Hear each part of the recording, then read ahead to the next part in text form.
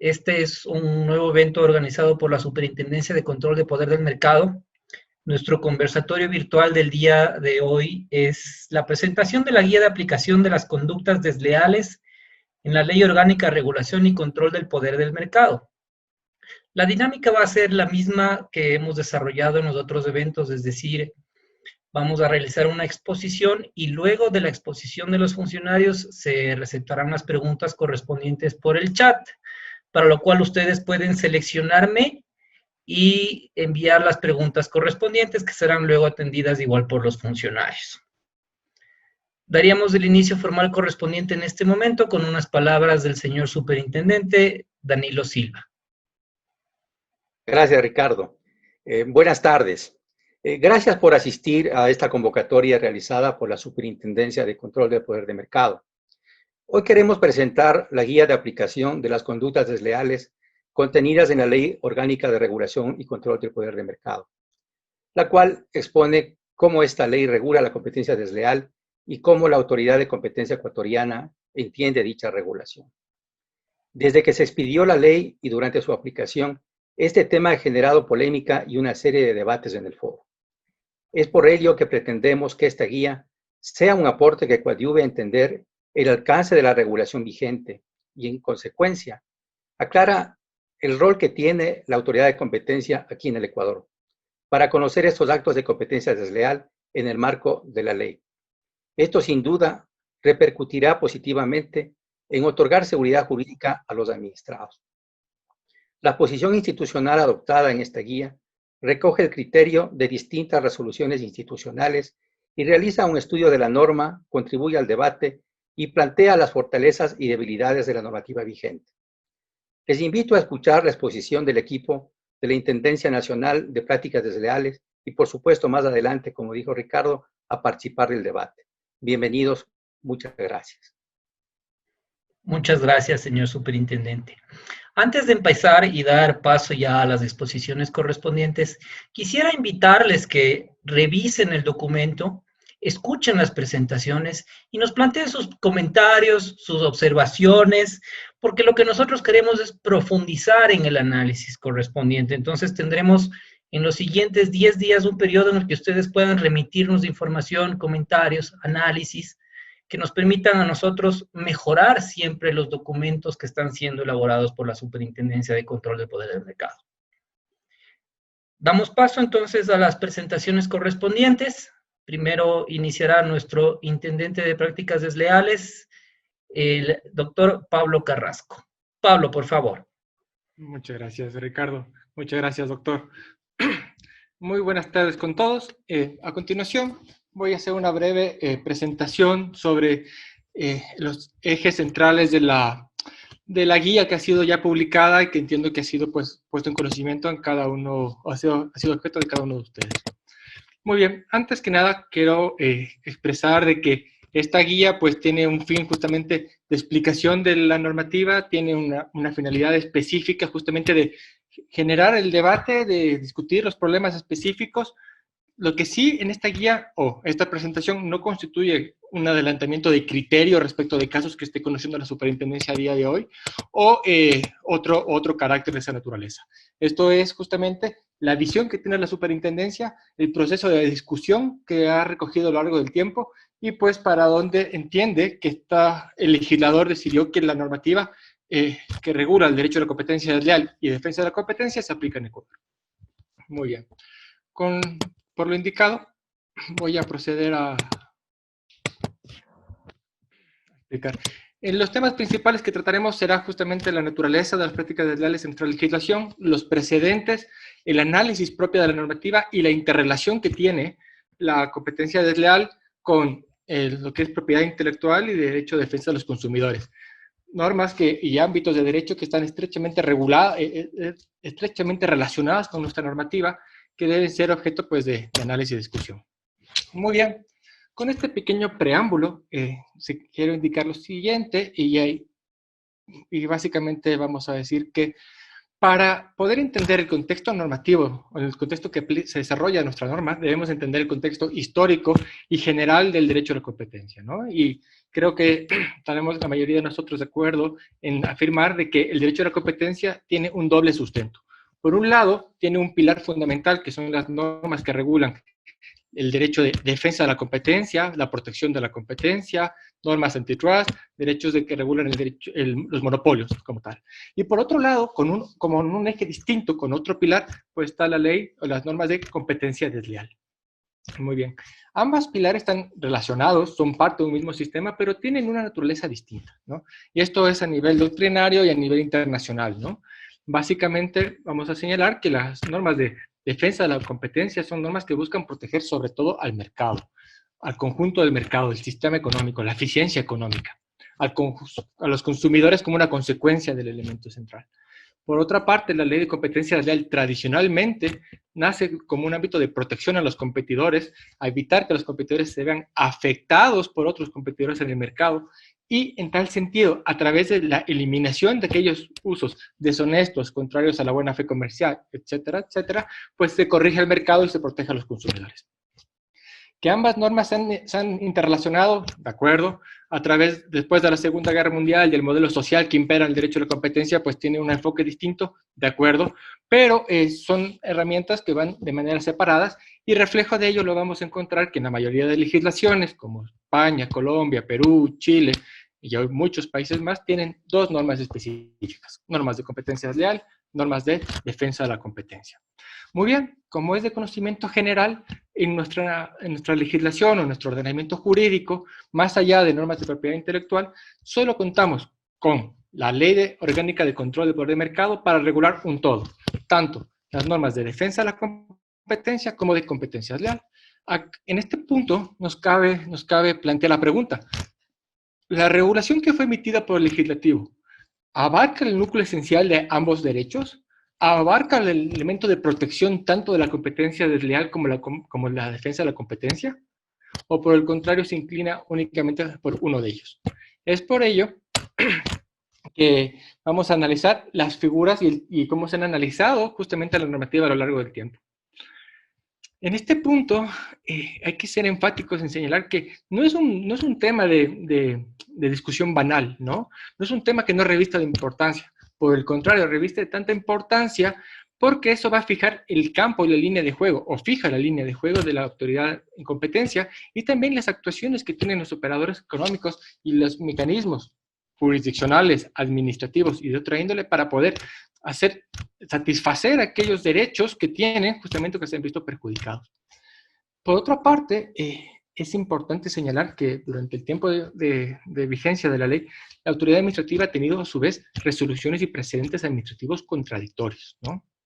Por un lado, la Intendencia, y aquí recojo solo algunos pequeños casos que se han emitido por parte de la misma, encontramos que la Intendencia en su mayoría ha entendido a las normas de competencia desleal como un ente integrado dentro del derecho de defensa de la competencia, con análisis de mercado innecesario y específico dentro de las investigaciones. Y así lo podemos encontrar, por ejemplo, en las resoluciones del año 2012, 2013, porque es fecha de creación de la superintendencia, 2012, 2013, 2014, 2019, pero también anteriores, 2018, 2017, 2016, vamos a encontrar distintas resoluciones que así lo señalan, ¿no? La protección justamente de la eficiencia económica, la protección del conjunto del bienestar general como un elemento esencial. Estas resoluciones a su vez han sido, en algunos casos, pues a su vez reiterados justamente mediante resoluciones de la máxima autoridad. Aquí señalo una de ellas, no siendo la única. Pero también es verdad que la Comisión de Resolución de Primera Instancia anterior, cabe señalar, de la administración anterior, pues ha entendido de una forma distinta, ¿no? En algunos casos ha señalado de que no hace falta que haya un análisis de mercado, no hace falta que exista un parámetro de cualificación. Basta la simple potencialidad como para poder sancionar posibles actos de competencia desleal. Es por ello que es necesario pues analizar el contexto de la norma y pues fijar justamente la posición que tiene actualmente la superintendencia.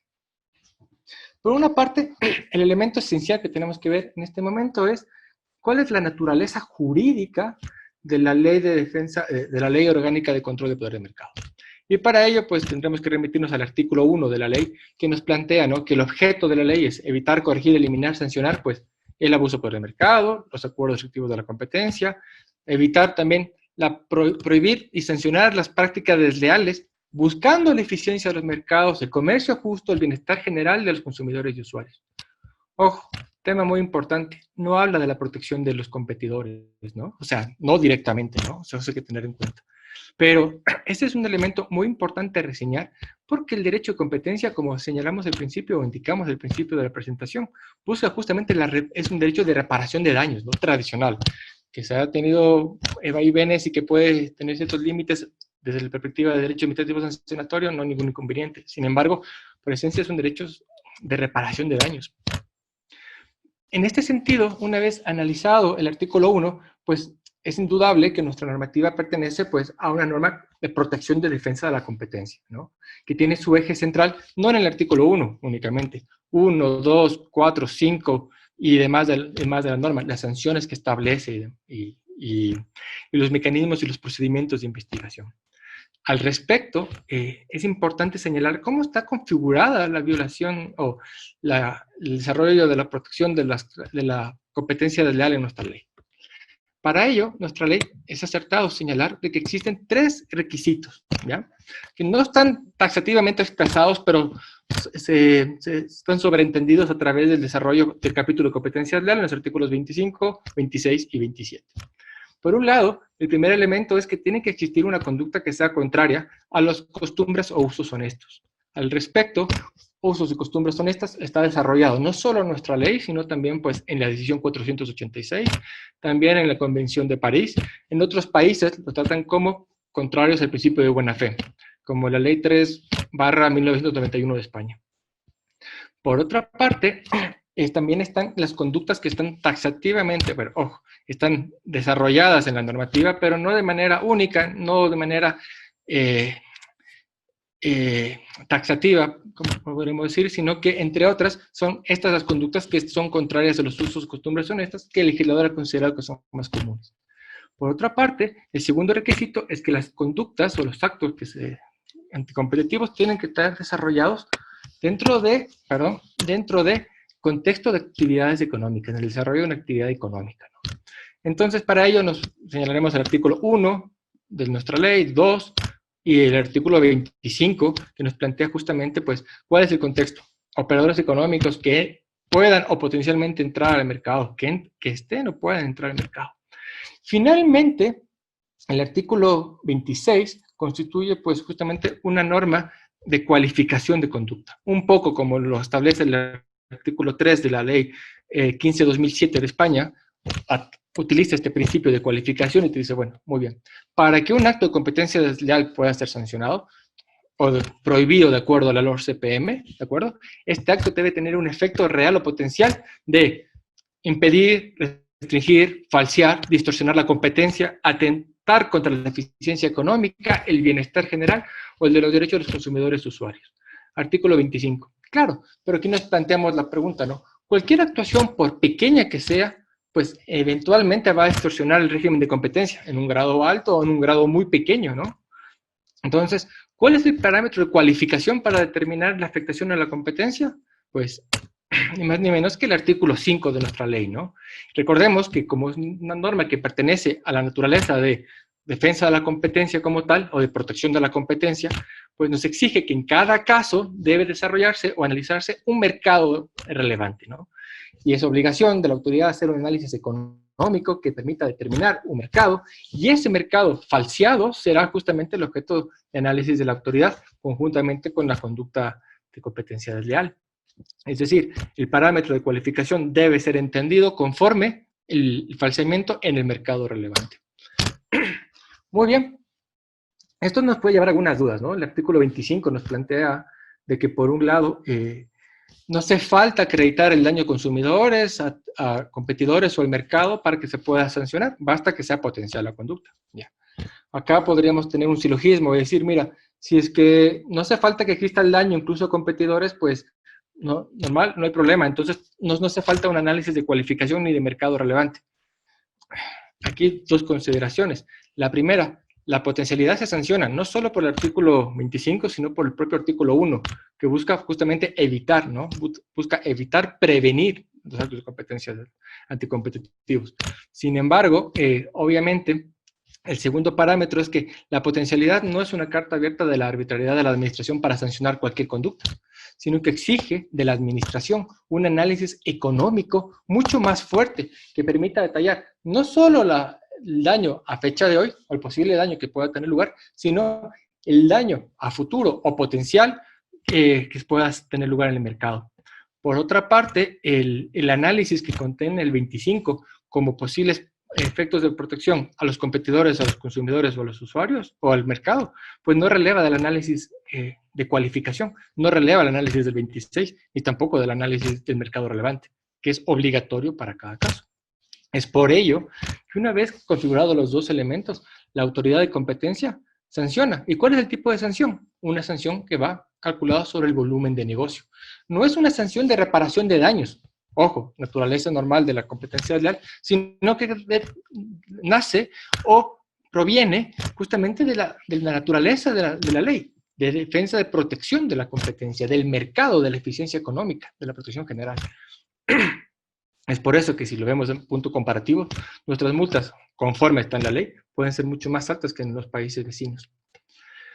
En este escenario, pues, una vez rayada la cancha, trazada el campo de juego, pues nos preguntamos, ¿cuál es la interrelación que tiene la competencia desleal con la propiedad intelectual? Para ello, pues ya lo plantea el propio artículo 26, ¿no? Aquellas conductas que no afecten el régimen, la eficiencia económica, el régimen general, ¿no? Que no tengan un parámetro de cualificación, serán conocidos por el SENADI, tienen sus propias competencias para ello. Y por otra parte, cuando sí exista el análisis económico, o sí exista una afectación económica, mejor dicho, será de competencia de la Superintendencia de Control del Poder del Mercado. Y esto está reglamentado y regulado conforme a los artículos 30 y 31 de nuestra ley, ¿no? Si se presenta ante la Autoridad Nacional de Propiedad Intelectual o si se presenta ante la Autoridad de Competencia, tienen un tratamiento diferenciado. En este escenario nos lleva a la segunda pregunta. Bueno, ¿y qué pasa con aquellos actos de competencia desleal que afectan a los intereses particulares, pero que no afectan al mercado? Claro, ojo, que si calculamos por volumen serán los que muchos más, ¿no? La mayor cantidad de conductas desleales posiblemente están entre pequeños o medianos operadores que no generen una distorsión general en el mercado. Para ello, pues, a día de hoy, teniendo en cuenta la naturaleza de la Ley Orgánica de Control de Poder del Mercado y la demás normativa, pues tendrán que aplicarse los principios generales del Código Civil, las figuras jurídicas contenidas, el abuso de derecho, artículo 36.1, o la responsabilidad civil extracontractual, que tampoco es que haya un artículo específico, sino que está difuminado a la ley a lo largo del propio Código, como son los artículos que aquí se mencionan, ¿no? La responsabilidad de reparar un daño, la responsabilidad justamente de las figuras del cuasi contrato, del cuasi delito, ¿no? Como elementos esenciales. Finalmente, desde la perspectiva del derecho del consumidor, bueno, ¿cuál es el campo de aplicación? Porque la superintendencia es autoridad para controlar el derecho del consumidor. Pues no como tal, sino que los consumidores que tengan afectaciones particulares, que adquieran un producto o un servicio y no estén satisfechos o sientan algún perjuicio, pues tienen su juez competente, el juez de contravenciones, de acuerdo a la ley orgánica de protección del consumidor. Lo mismo ocurre si es que tiene alguna queja por vía administrativa, podrá ir donde la Defensoría del Pueblo o incluso eventualmente donde el MIPRO, justamente el área de protección del consumidor. Nosotros tenemos competencia, sí, de acuerdo, pero cuando el daño es generado a un conglomerado de consumidores, cuando se afecta a través de los actos tal vez de engaño, de confusión u otros, de aprovechamiento, del desconocimiento, del acoso, en general de consumidores, de acuerdo a los parámetros de cualificación que ya están contenidas en la propia ley, ¿no? Es decir, a través de este ejercicio que hemos planteado con los 3 requisitos que están determinados o contenidos en los artículos 25, 26 y demás de la normativa. Y finalmente esto nos lleva ya pues a una discusión ya de una naturaleza distinta. Bueno, ¿cómo se desarrolla, cómo se plantea y se analiza el mercado relevante en el ámbito de prácticas desleales? Lo primero que vamos a decir es que a diferencia del abuso de poder de mercado, o la intendencia de abuso como tal, nosotros como tal no tenemos que analizar la existencia de la dominancia en el mercado, ¿no? Ese no es un requisito que tiene nuestra norma para nosotros, ¿no? Nuestra naturaleza jurídica. Tampoco tenemos una regla de minimis. Ojo, que en España sí que hay, ¿no? En España para calcular separar justamente los actos de competencia desleal de los actos, de acuerdo a la Ley de Defensa de la Competencia, como de la competencia desleal, hay una regla de minimis, ¿no? Está en el reglamento, artículo 3, si no me equivoco. Entonces, no cumplimos esos parámetros, tenemos ciertas particularidades. Y es por eso que doy paso a la intervención de la economista Gabriela Arias, que nos va a explicar un poco cómo se determina el mercado relevante en ámbito de la competencia desleal en el marco de la LORCPM. Muchas gracias. Gabriela, te doy la palabra. Buenas tardes con todos. Para mí es un gusto poder compartir este espacio, obviamente agradeciendo la oportunidad a las autoridades. Y efectivamente, como señalaba el intendente, para la definición de mercado relevante estamos contemplando tres ámbitos. Específicamente la competencia está en el artículo 5 de la Ley Orgánica de Regulación de Control de Poder de Mercado, que efectivamente establece que para cada caso se debe definir este mercado relevante. A su vez, el ámbito de competencia desleal está contemplado en los artículos 25 como la cláusula general, la prohibición en el artículo 26 y el artículo 27 donde establece algunos tipos de conductas desleales. A su vez, la resolución número 11 de la Junta de Regulación de la Ley Orgánica de Regulación de Control de Poder de Mercado, emitida en septiembre del 2016, la cual es de aplicación obligatoria para todas las intendencias en las cuales se define un mercado relevante. Pues bien, ¿qué es un mercado relevante? Son todos los límites del sector en el cual al menos se encuentra el producto investigado, bien o servicio, y todos los sustitutos. El mercado relevante se comprende a través del mercado producto o servicio y el mercado geográfico. La resolución 11 establece dos mecanismos para identificar los posibles sustitutos dentro de cada mercado. Pues uno de ellos es la sustitución de la demanda y la sustitución de la oferta y competencia potencial. De esta manera, la resolución 11 establece dos mecanismos. Uno de ellos es el mecanismo cualitativo, en el que se describen todas las preferencias, precios, características de uso, diferencias o similitudes entre los productos objetos de investigación.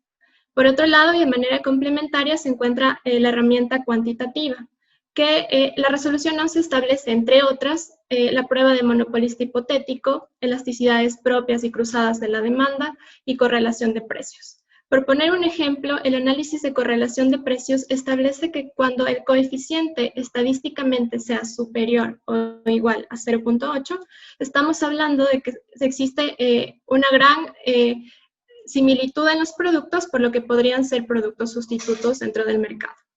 Por otro lado, para el análisis de sustitución de la oferta, la resolución 11 establece dos pruebas. Sin embargo, estas pruebas las realiza de manera de ejemplo y no deja de lado que se puede aplicar otros mecanismos para cada caso.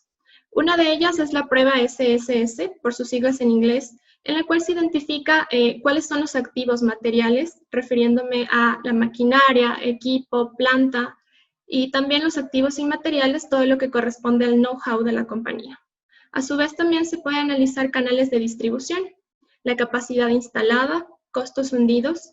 A manera de ejemplo, conocemos que la industria petrolera significa un costo hundido, un costo de investigación y desarrollo mucho mayor en comparación de otra industria tradicional. Se identifican también barreras de entrada y los incentivos económicos de cada sector. Es decir, cuán rentable es la entrada de un competidor o de un potencial competidor en ese sector. Por otro lado, y de manera complementaria, se encuentra la prueba NUS de cuasi universal, la cual se establece e identifica cuál es la línea de producción del operador investigado y obviamente de sus potenciales competidores. Además, se identifica si es que esta línea de producción se puede adaptar de una manera rápida. Siendo así, podrían ser productos o oferentes sustitutos.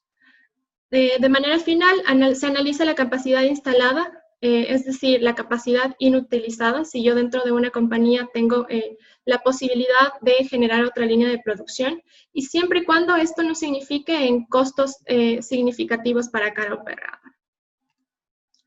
Bueno, de manera complementaria también, como les comentaba, el mercado relevante se comprende de dos grandes segmentos, el mercado producto o servicio y el mercado geográfico. Ahora bien, ¿el mercado geográfico qué es? Pues es el espacio territorial de las fuentes alternativas del producto relevante.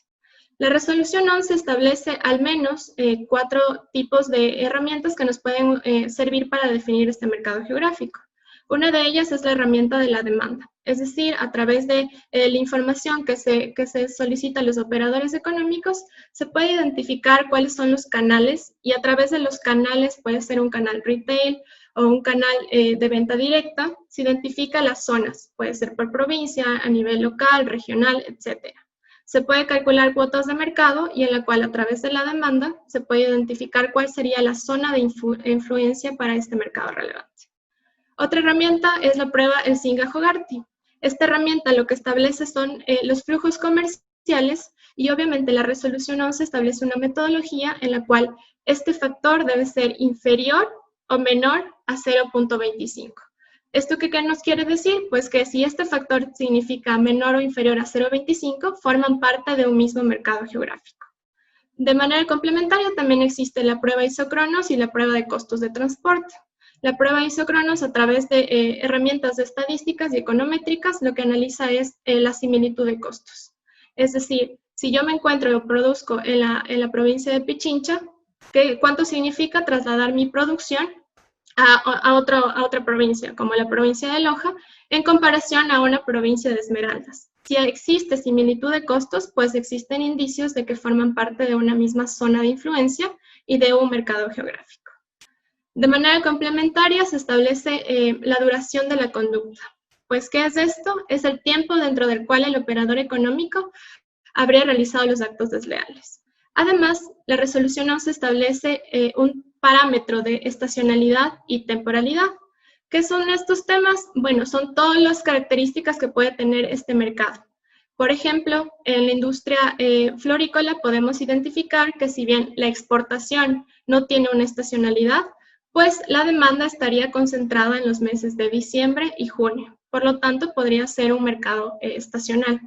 Sin embargo, en otras industrias como el tema de la venta de pan, derivados de lácteos y todas las industrias de consumo masivo, podemos evidenciar que no es un mercado estacional. Es decir, que la demanda se genera durante todo el año.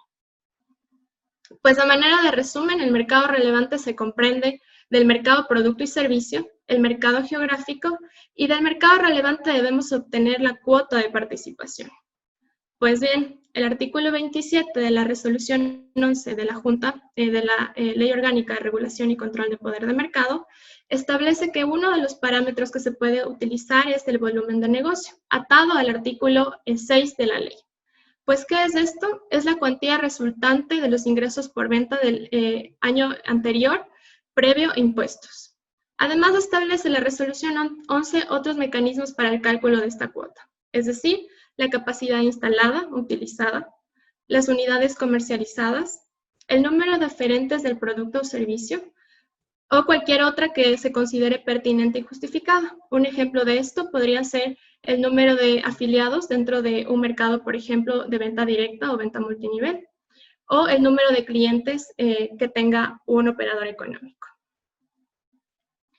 Pues bien, dentro de la configuración que mencionaba Pablo, es importante señalar que para el mercado relevante, a comparación de otras intendencias, por ejemplo, la intendencia de abusos establece y se concentra su definición en la posición dominante de un mercado relevante, de un operador investigado.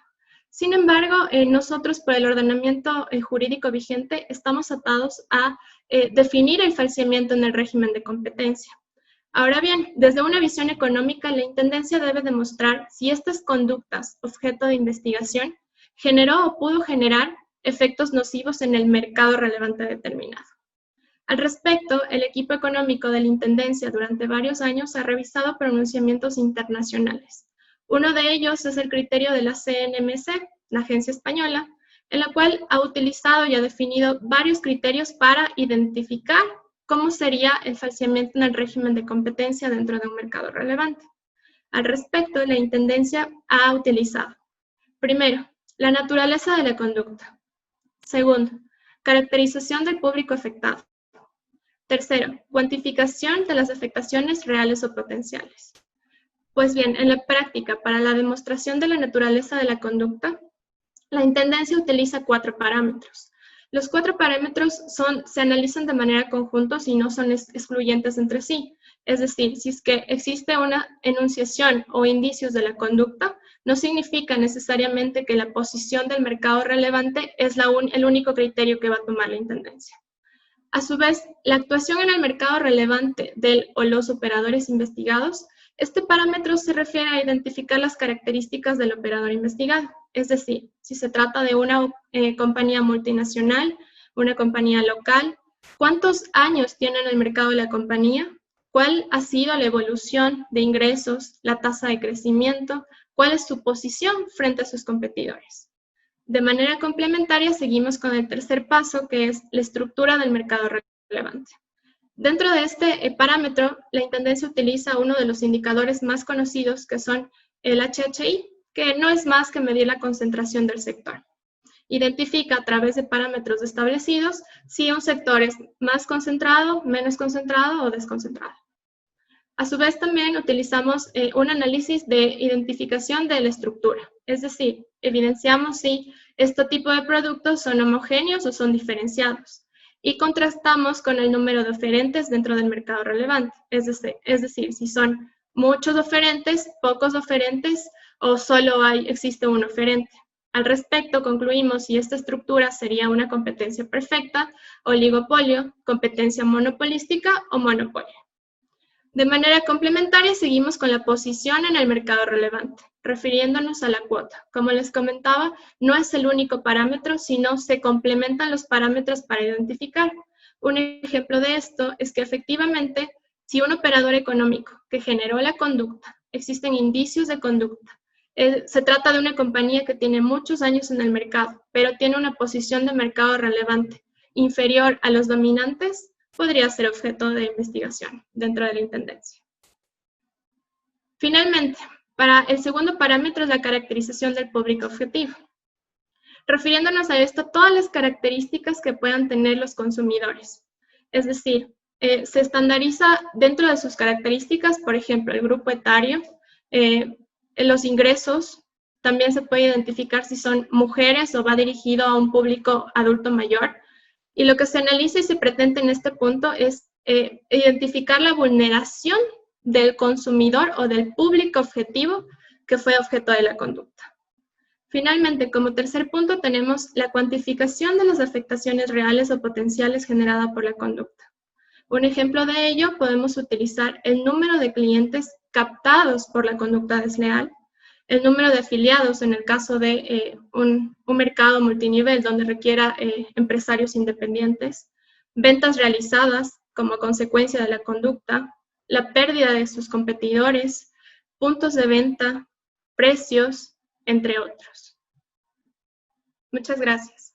Muchas gracias, Pablo. Muchas gracias, Gaby. Con esto daríamos cumplimiento a la exposición correspondiente. Antes de dar paso a las preguntas, me gustaría recordarles que hemos abierto, o desde el día de hoy se abre, un periodo para recibir comentarios, recomendaciones, observaciones, elementos que nos permitan como institución profundizar en el análisis correspondiente, profundizar en todo lo que estamos desarrollando alrededor de esta guía que ha sido ya emitida por la Superintendencia de Control de Poder del Mercado. Para eso, siéntanse libres, por favor, de remitirnos información por nuestro buzón SCPM, que lo encuentran en la página web, o a recepción.documentos@scpm.gov.es, que nos sirve también como ventanilla para el ingreso de esta información, de estos aportes que ustedes quieran hacernos llegar. Sí, por favor, estamos abiertos a recibir preguntas de todo el panel que se encuentra presente. Las preguntas se encontrarían relacionadas, por favor, a lo que significa la guía de aplicación que ha sido presentada y puesta a consideración de ustedes en la página web de la Superintendencia de Control de Poder del Mercado. Hay una pregunta de Eduardo Esparza. Nos dice, ¿cuál es la naturaleza jurídica de la guía y cómo fue emitida? Pablo, por favor. La naturaleza jurídica de la guía, pues por su propia naturaleza no tiene un efecto de resolución de cosa juzgada, ni tampoco constituye pues un efecto precedente de cumplimiento obligatorio y tal, ¿no? tiene un efecto de consulta, tiene un efecto de clarificar y de transparentar el criterio de la superintendencia, el permitir a los operadores económicos tener, pues, no solo la idea, sino también la seguridad de cómo la autoridad está entendiendo la figura y comprendiendo la ley. ¿De acuerdo? Recordemos de que las resoluciones, incluso de Corte Nacional de Justicia de triple reiteración, pueden ser, si bien no son presentes jurisprudenciales obligatorios, los operadores de justicia pueden separarse de esas doctrinas en la medida que exista una motivación y una justificación. En este caso, pues, el primer parámetro para responder la consulta, primero esta es una guía de consulta, una guía de transparencia que tiene la superintendencia para dar seguridad a los operadores. Es invitar también a los consumidores, a los operadores, a los profesionales en derecho, a que tengan en cuenta la regulación, lo analicen, lo verifiquen, no se queden con la guía. La idea es que la guía sea esto, una guía. El texto está en la ley y pues al momento de asesorar o de tomar una vía judicial o administrativa, pues que sea la más cercana a los intereses que tiene cada operador, ¿no? Dentro de sus necesidades. 2, ¿cuál fue el procedimiento? El procedimiento fue un trabajo de análisis de resoluciones, de análisis de doctrina más relevante en la materia a nivel nacional e internacional. También se revisó justamente un análisis teórico, práctico, jurídico, fue puesto en conocimiento de varios compañeros de la institución e incluso ha sido puesto en conocimiento en la reciente evaluación de la OECD, ¿no? Si bien no ha manifestado todavía un criterio, pues sí que da la seguridad de que la actuación de la superintendencia refleja justamente, está reflejada pues en dicha guía. Gracias, Pablo. Hay una siguiente pregunta que nos realiza Osvaldo Santos. Nos dice, ¿podría por favor repetir su criterio sobre la relación entre la responsabilidad extracontractual y la trascendencia de la conducta desleal? Ya, aquí en este punto hay que tener en cuenta un parámetro, ¿no? Yo lo primero que planteo es, desde la perspectiva de la Ley Orgánica de Control de Poder del Mercado, no tenemos necesariamente una reparación de daño, ¿no?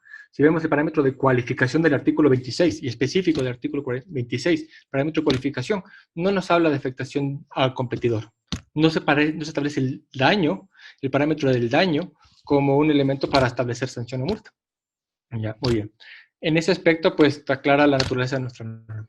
Por otra parte, la responsabilidad civil extracontractual, pues, genera, de manera general, la obligación de reparar daños por aquellos perjuicios que han sido ocasionados fuera de un contrato, ¿no? Muchas de las conductas desleales tienen origen desde la perspectiva extracontractual, fuera de un contrato. No existe un contrato necesariamente entre el operador económico que realiza la conducta y el perjudicado. Es por eso que un mecanismo de reparación de daños a nivel general puede ser justamente la responsabilidad civil extracontractual, ¿no? Creo que esa es la pregunta o tal vez me queda algo en el aire. Ricardo. Esperemos a ver si recibimos otro comentario tal vez de Osvaldo por si tiene alguna otra pregunta relacionada. Mientras tanto, sigamos con la siguiente en orden de recepción. Tenemos una pregunta de Marco Rubio. Nos dice, está algo larga, entonces la voy a ir leyendo por partes. Mejor, Pablo. Tomando como presupuesto para acreditar una práctica desleal la definición de un mercado relevante, de acuerdo a esta guía, 1. ¿Cuál sería la cuota de mercado del infractor para que se considere que existe una afectación al mercado? Vamos primero con esta. Esa pregunta la va a dar paso Gabriela, simplemente que, claro, economista, pero como bien dijo ella, lo anticipo, no es necesariamente una cuota como tal, sino dependerá de la estructura del mercado. Por favor, Gab. Sí, efectivamente, como mencionó Pablo, en el Ecuador lamentablemente no existe una regla de minimis que estandarice una cuota definida, o al menos el 30%, o un parámetro de ingresos por venta. Sin embargo, la cuota estaría atada a la incidencia de la naturaleza de la conducta y que esto demuestre el falseamiento del régimen de competencia, obviamente establecidos dentro del mercado relevante. Correcto. Vamos con la segunda. Es la pregunta y viene algunos comentarios, entonces voy a dar lectura total para de ahí proceder con la respuesta. Dice 2. ¿Qué otros factores determina el mercado relevante para acreditar el daño al mercado? Y de ahí nos dice, en principio los criterios explicados en esta conferencia para definir el impacto al mercado desarrollado no son necesariamente relacionados con la definición de un mercado relevante. El mercado relevante es especialmente importante para definir poder de mercado, lo cual no sería necesario acreditar en prácticas desleales. Además, una infracción puede producirse en un determinado mercado relevante, pero sus efectos pueden tener efectos negativos en mercados aguas de arriba y aguas de abajo. Acá un punto nuevamente, antes que nos ilustre de mejor manera pues, el economista Gabriel Arias, pues indicar de que, de acuerdo a la normativa, es tan relevante que para cada caso tiene que estar determinado el mercado, ¿no? Es tan importante el mercado relevante para todas las conductas de la superintendencia o de la actuación de la ley. Si así lo hubiese, o si el legislador lo hubiera considerado distinto, hubiera establecido alguna salvedad o hubiera establecido para las conductas de abuso de poder de mercado o para otras, pero para prácticas legales es un elemento, al igual que en las demás, obligatorio la determinación del mercado. No puede entenderse que la determinación del mercado relevante es letra muerta. Es simplemente un saludo a la bandera. Por favor, Gabriela. Sí, efectivamente, históricamente la experiencia internacional de las agencias pares en competencia se ha identificado que sí, la definición del mercado relevante establece en principio identificar la dominancia de este mercado. Sin embargo, es súper importante que nuestro ordenamiento jurídico ecuatoriano establece el requisito del falseamiento. Como lo dije en mi ponencia, efectivamente no son los únicos parámetros y de hecho la agencia española ha desarrollado varios criterios y dentro de los criterios que ha desarrollado para demostrar este falseamiento, ha utilizado estos 3 parámetros. Sin embargo, no son taxativos los 3 parámetros y pueden ser profundizados de mayor sentido para cada caso concreto. Un ejemplo de esto es el efecto potencial. ¿Qué entendemos por un efecto potencial? Bueno, la RAE habla de la posibilidad de existir un daño futuro. Efectivamente, se pueden analizar varios parámetros que no existe un efecto real, pero sí efectivamente un efecto potencial atado a la participación del mercado, la incidencia en las ventas, todo el efecto que puede tener el operador económico dentro del mercado relevante. Ya, hay un punto como complemento y en este sentido son 2 reflexiones. La primera es, de acuerdo, de manera general, las normas de competencia desleal no requieren, fuera de nuestra normativa, pues la existencia de un mercado relevante, ¿no? O sea, nuevamente partimos del principio que el derecho de competencia desleal busca reparar aquellas actuaciones deshonestas, contrarias a la buena fe en otros países. Entonces, claro, si a mí me afectó al competidor, ¿por qué tiene que haber un mercado relevante? Ya. Sin embargo, en esto nos lleva a una segunda reflexión.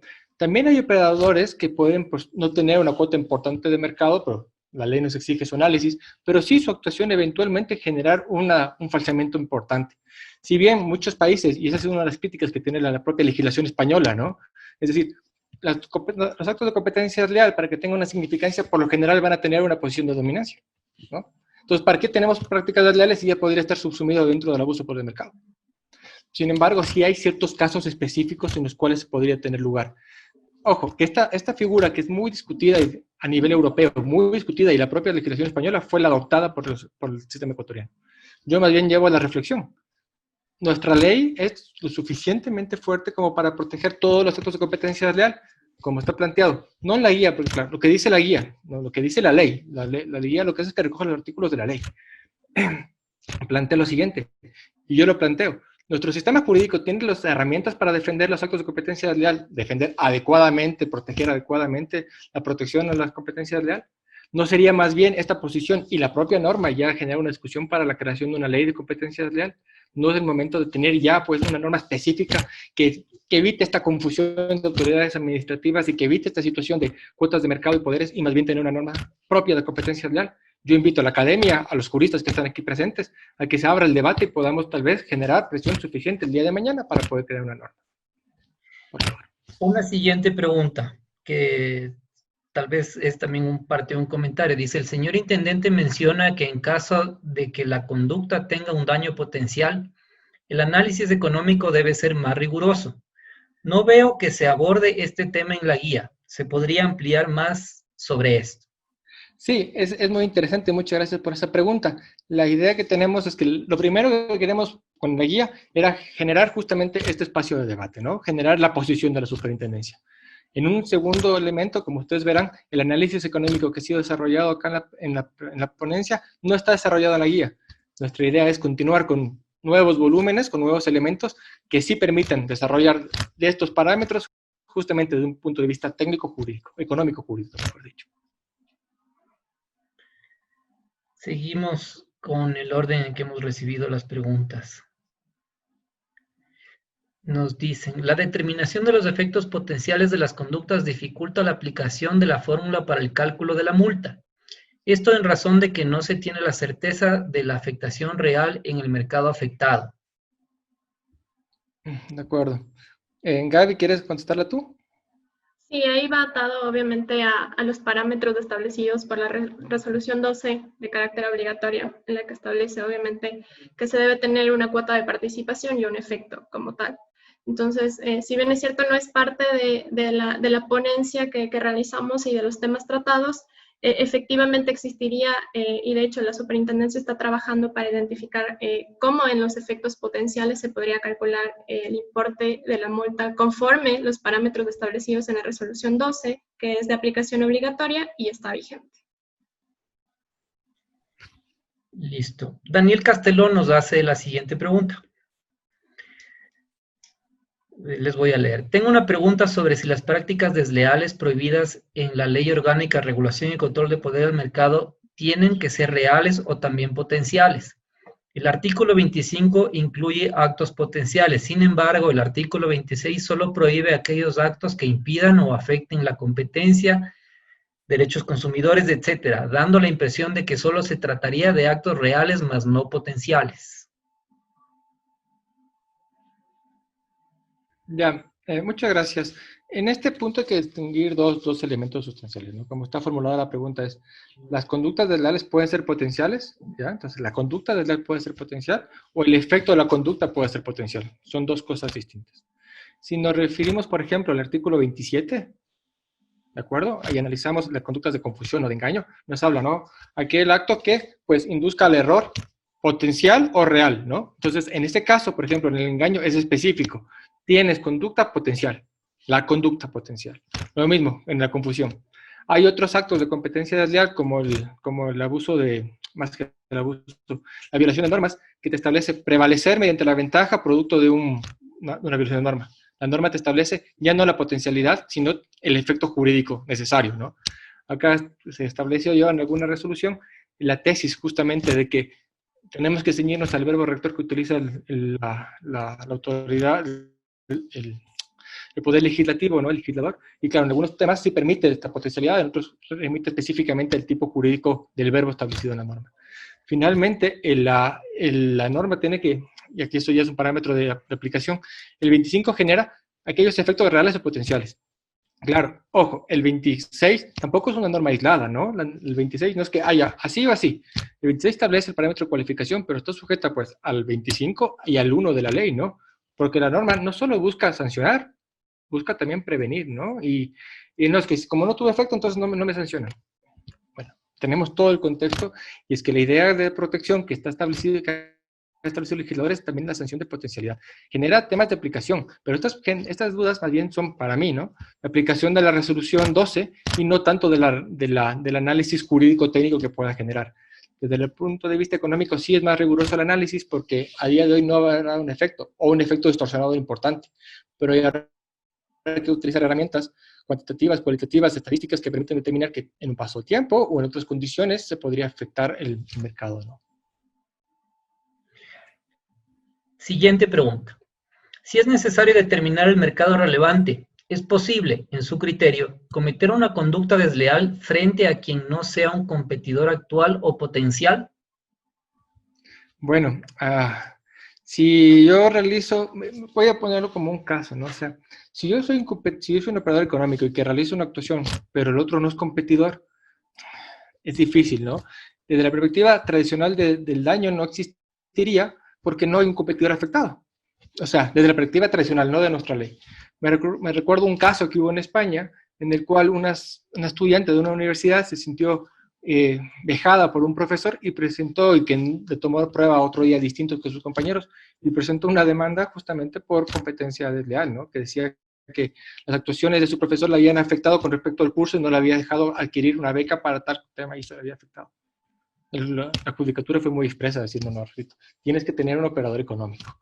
En el caso planteado, si yo no soy operador económico, y esos son unos puntos que sí lo permite la ley, yo no soy operador, pero mi actuación sí puede distorsionar la competencia, pues sí que eventualmente podría ser. Si yo soy un operador económico y no afecto a nadie con mi acto, ni a consumidores, ni a mercado, ni competidores, difícilmente. Tendríamos que ver el caso y tener más elementos como para poder resolverlo o tener un criterio más completo. Como bien fue expresado en un inicio, lo que estamos realizando en este momento es una explicación, una ampliación de lo que está establecido en la guía de aplicación, más no un adelanto de criterio en ninguno de los aspectos que tengan que ser analizados en su momento específicamente por la Superintendencia de Control de Poder del Mercado. Sigamos con las siguientes preguntas. Nos dice, al determinar que una práctica desleal puede ser sancionable únicamente si distorsiona el mercado relevante, se creería que se estaría inobservando el objeto de la ley de que no solo su objeto es sancionar, sino también prevenir, evitar, corregir o eliminar una práctica.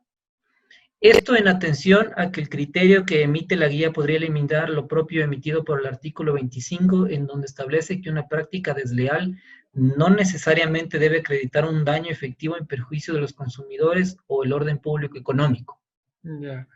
Acá viene un punto, ¿no? Creo que son dos preguntas mixtas.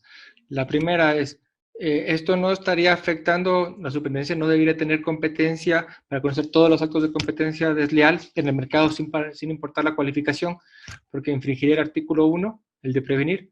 La respuesta es que el artículo 226 de la Constitución establece que los servidores públicos, instituciones públicas, pueden hacer solo lo que está establecido en la ley, ¿no? Entonces, claro, no se puede establecer de que, como existe potencialidad, no hago parámetro de cualificación. No, lo contrario. Como hay potencialidad, tengo que hacer un parámetro de cualificación de esa potencialidad. El examen es inverso, exige más de la autoridad.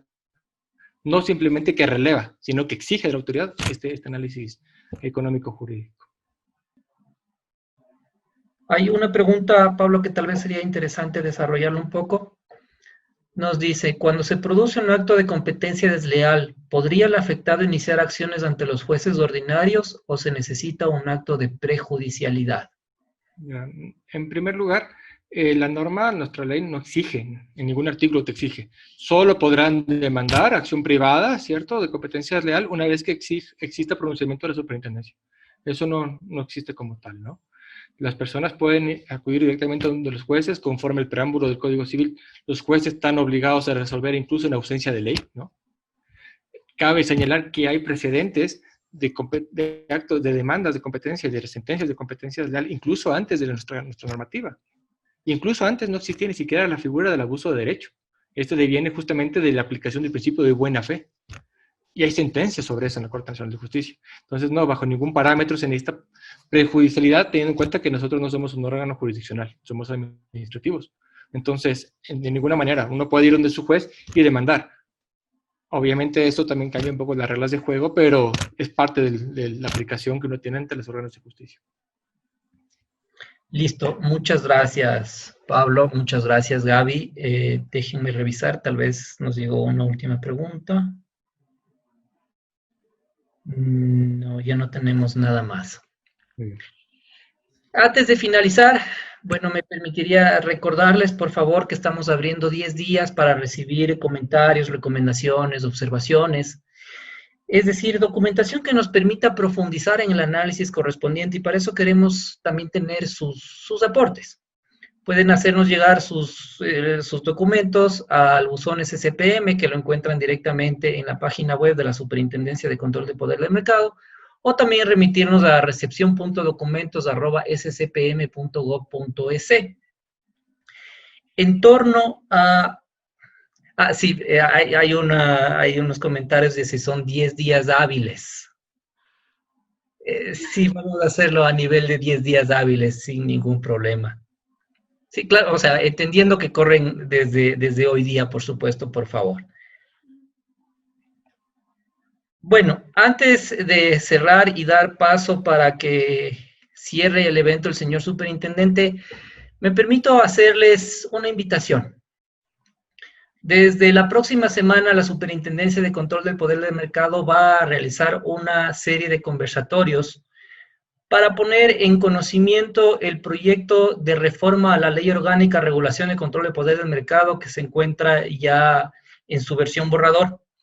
Queremos contar con sus diferentes opiniones, con sus comentarios, con sus aportes, para hacer un trabajo en conjunto y hacer una propuesta en conjunto que conlleve la visión desde diferentes áreas, desde los diferentes sectores, desde los diferentes actores relacionados a la Ley Orgánica, Regulación y Control del Poder del Mercado.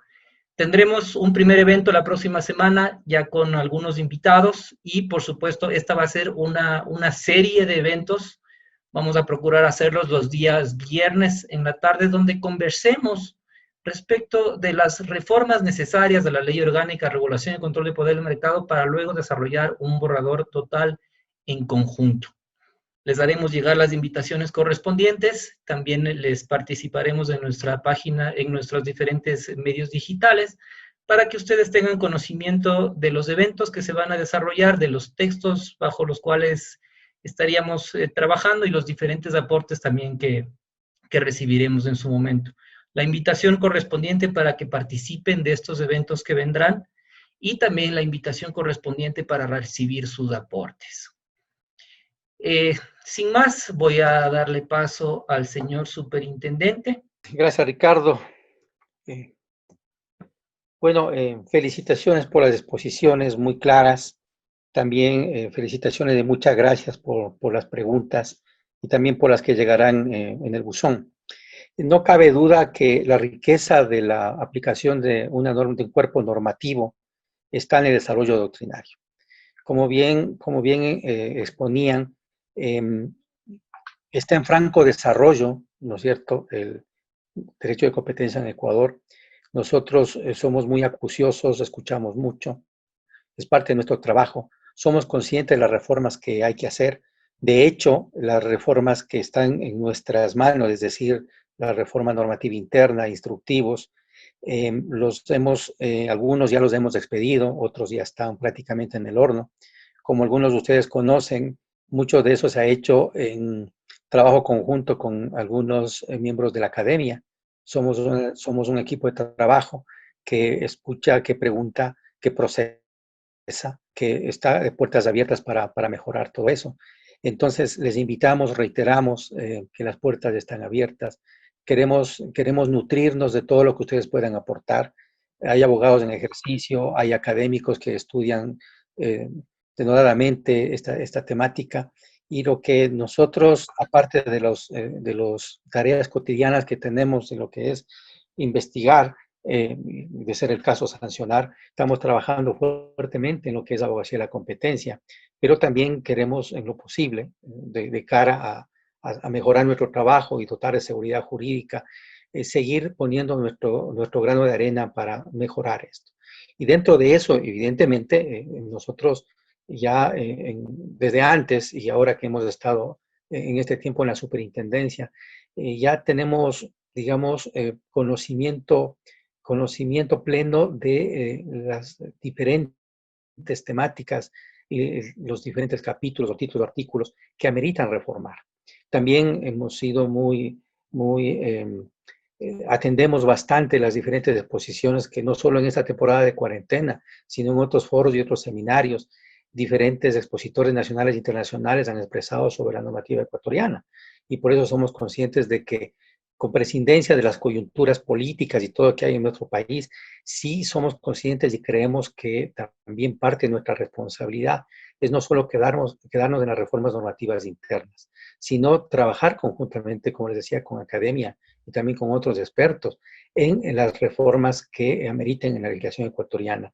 De hecho, somos conscientes que en el examen, cuando tengamos los resultados del examen peer review, aparecerán una serie de conclusiones, recomendaciones, incluso de reforma normativa. Pero no queremos perder tiempo, es decir, queremos ganar tiempo para que parte de la tarea, parte de los deberes ya estén encaminados. Y cuando ya tengamos los resultados finales de ese examen, ya podamos presentar a las autoridades correspondientes que tienen la función dentro de nuestro esquema constitucional de reformar leyes, podamos presentar. Y evidentemente va a tener mucho más fuerza el hecho que hagamos, que sea un trabajo en el cual hayamos tomado en cuenta academia, expertos y en general permitir la participación de una serie de actores, tanto de la sociedad civil también.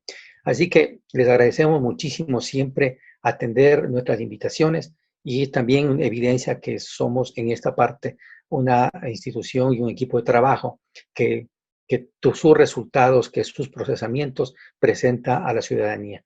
Así que muchas gracias y esperamos tenerles prontamente en las nuevas versiones de los conversatorios que les invitaremos. Así que muchas gracias. Muy amables. Entonces cerraremos nuestro evento dándoles gracias por su asistencia, recordándoles que esperamos sus comentarios, sus aportes, sus recomendaciones, sus observaciones al buzón SCPM y a nuestro correo electrónico recepcion.documentos@sccpm.gov.es. Serán 10 días hábiles los que tendrán para enviarnos la información. Ha sido un gusto y muy buenas tardes.